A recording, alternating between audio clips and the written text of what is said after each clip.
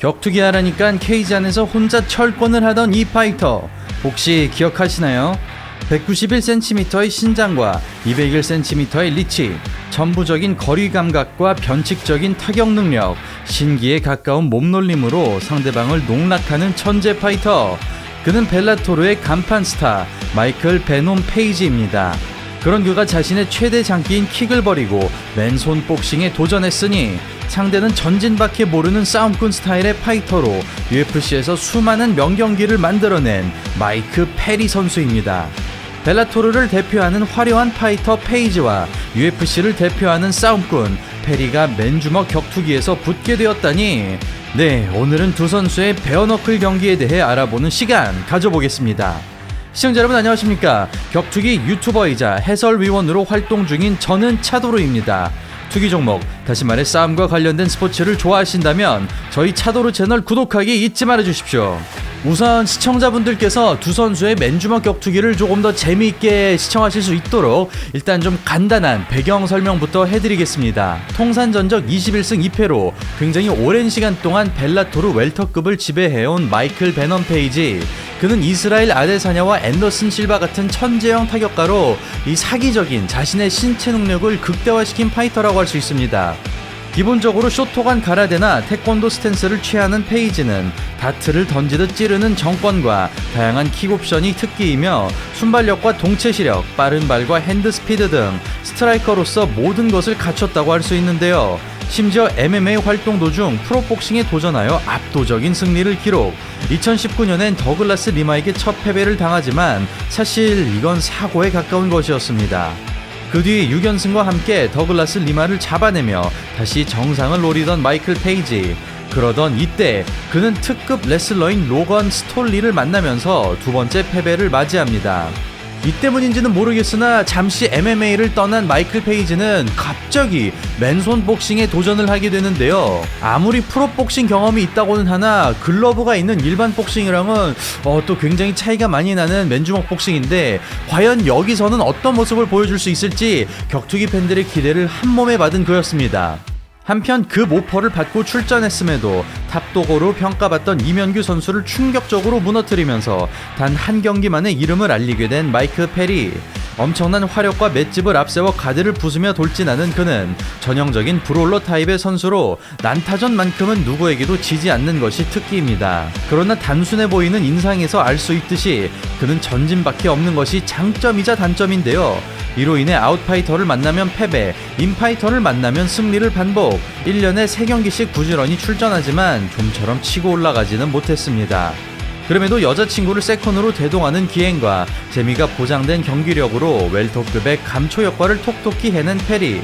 그는 미키 가렉의 승리 이후 팀 민스와 다니엘 로드리게스에게 연달아 패배하면서 결국 5년간의 UFC 활동을 마감합니다. 그리고 그는 타단체가 아닌 복싱으로 눈을 돌리는데요. 3강링에서 펼쳐지는 복싱 경기에 출전한 페리는 브롤러 스타일을 고스란히 들고 나와 무난한 판정 승리를 기록, 기세를 몰아 베어너클 FC에 도전합니다. 그렇게 2022년 2월 줄리안 레인을 상대로 맨손 복싱 데뷔전을 치르게 된 페리. 거친 타격 세례에도 꿋꿋하게 전진하던 그는 때리는 사람이 당황할 정도로 상식 밖의 맷집을 보여주고 서서히 흐름을 잡아나가며 판정 승리에 성공합니다. 보통 맨손 복싱 경기에 처음 출전할 경우 움츠러들거나 감을 못 잡는 선수들이 상당히 많은데요. 이날 페리의 모습은 전혀 어색함이 없었으며 오히려 MMA보다 더욱 편안한 느낌이 들 정도였습니다.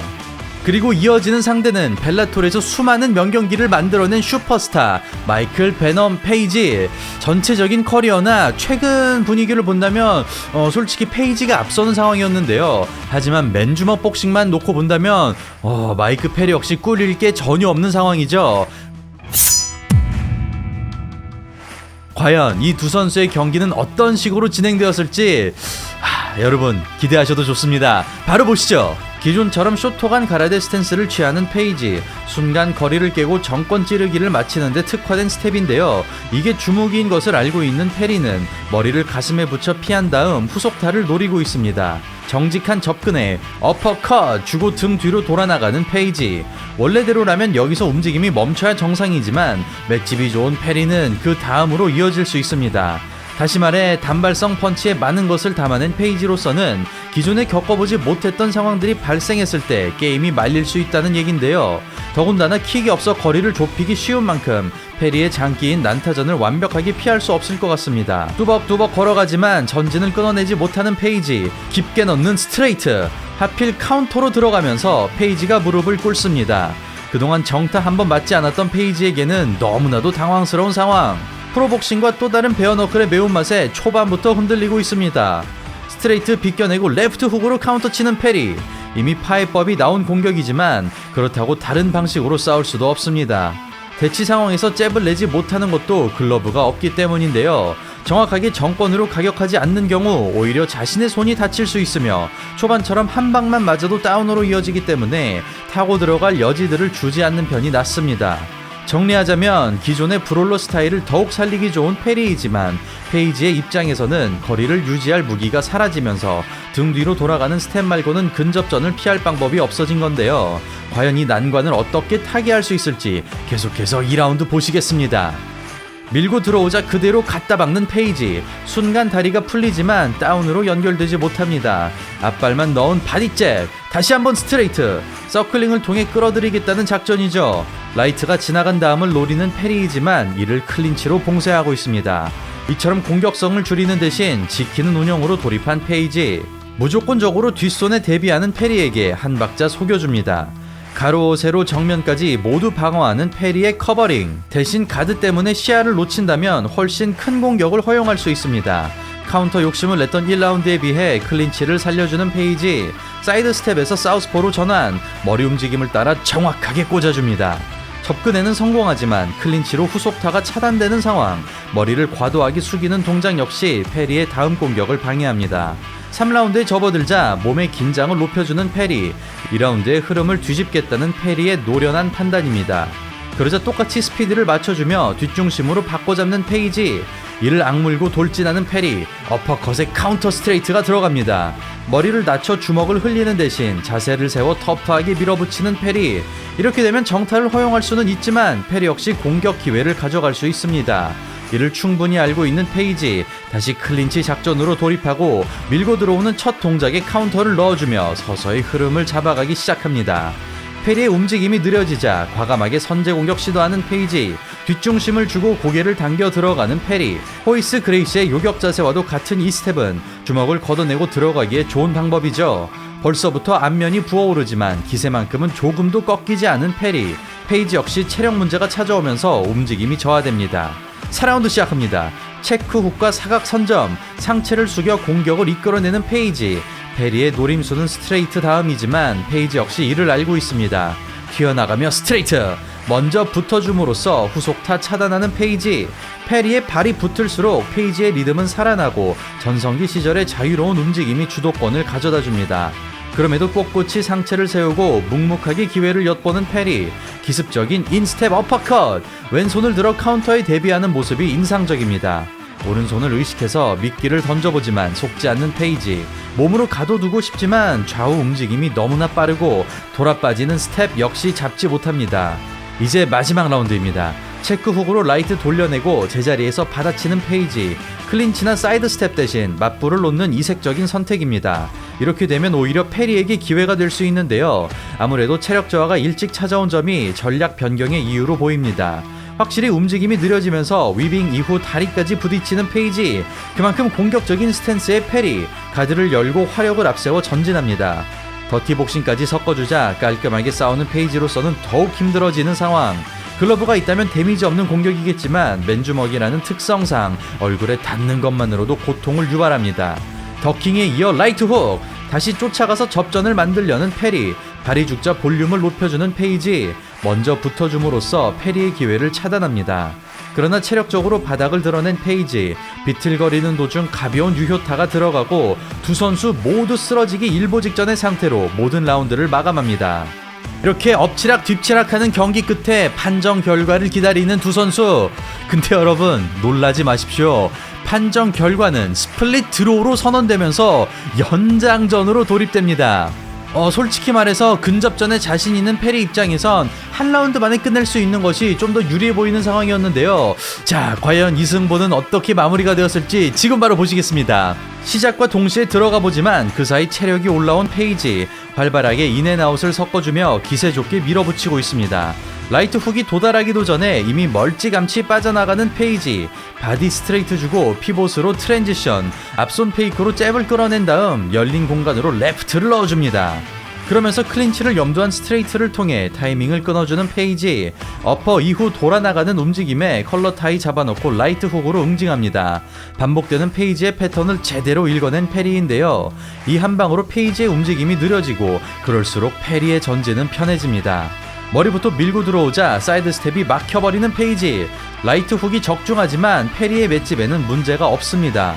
의도를 알 수 없는 페이크, 침착하게 레프트 훅으로 반응하고 우직하게 클린치를 뜯어내며 전진 스텝을 멈추지 않습니다. 여전히 스탠스가 살아있는 페리에 비해 껴안기에 급급한 페이지, 제대로 들어가는 스매시, 가뜩이나 코출혈이 심한 페이지에게 치명타가 아닐 수 없는데요. 미친듯이 따라붙는 페리와 필사적으로 뜯어내는 페이지, 마지막까지 공격을 멈추지 않으며 찐득찐득한 대혈투가 끝이 납니다. 판정 결과 다수결로 페이지를 제압한 페리. 경기 내용을 정리하자면 확실한 그림이 나온 건 솔직히 아니긴 했지만 천재적인 격투 스타일을 자랑하는 페이지를 말리게 한 것만으로도 솔직히 좀 대단하다고 할 수 있겠습니다. 사실 페이지의 입장에서 보자면 자신의 장점을 발휘할 수 있는 조건과 매우 멀었는데요. 크기가 넓은 케이지에서는 페이지의 괴랄한 스텝이 극대화되었지만 공간이 훨씬 좁아짐에 따라 대치거리에서부터 큰 차이가 발생했고, 맨손이라는 특성상 잽을 마음대로 사용할 수 없다는 점이 거리의 이점을 빼앗아갔습니다. 그럼에도 페이지가 보여준 퍼포먼스는 확실히 보통의 선수들과는 달랐습니다. 대부분의 베어너클 경기에서는 근거리에서의 리드미컬한 연타 공격이나 프로복싱처럼 머리를 맞대고 주고받는 것이 어렵기 때문에 대체적으로 복싱 경기보다 MMA에서의 타격전과 흡사한 양상이 연출되며 기술이 좋은 선수보단 인간 자체가 강한 선수들이 두강을 나타내기 마련인데요. 그러나 페이지는 등 뒤로 돌아 나오는 스텝이나 트랜지션, 카운터 위주의 타격을 통해 자신의 스타일을 유지했고 상황에 따라 난타전도 불사하지 않는 새로운 모습도 보여주었습니다. 한편 마이크 페리의 경우 드디어 자신의 옷에 맞는 종목을 찾은 느낌이었죠. UFC에서 아웃파이팅에 고전했던 반면 거리가 짧아지면서 쫓아가기가 훨씬 더 수월했고, 크게 한 방을 맞더라도 2개, 3개씩 밀고 들어갈 수 있는 점이 무엇보다 가장 큰 무기로 작용했습니다. 특히 원래 가지고 있던 스타일 자체가 베어너클에서는 매우 위협적이기 때문에 별다른 작전 변경이 필요 없는 것도 페리에게는 희소식이었는데요. 1991년생으로 아직까지 한창인 것을 감안하면 베어너클에서의 활약이 이제 본격적으로 시작될 것 같습니다. 네, 오늘은 마이클 페이지와 마이크 페리의 베어너클 맨주먹 복싱 경기 함께 리뷰해보는 시간 가져봤습니다. 이 시합을 끝으로 벨라토르로 돌아간 페이지는 1라운드 26초 만에 화려한 KO를 장식하면서 또 복귀전을 성공적으로 마쳤고, 마이크 페리는 지금도 베어너클에서 멋있는 모습을 보여주고 있습니다. 특히 UFC에서 베어너클로 넘어간 선수 중에 굉장히 좋은 모습을 보여주는 선수들이 많거든요. 개인적으로는 디아즈 형제가 또 베어너클로 이적을 한다면 굉장히 멋있는 모습을, 호성적을 기록할 것으로 예상이 됩니다. 언젠가는 한국인 선수가 베어너클에 출전하는 날이 오기를 바라며 오늘 방송 여기서 마치도록 하겠습니다. 저는 차도로였습니다. 감사합니다.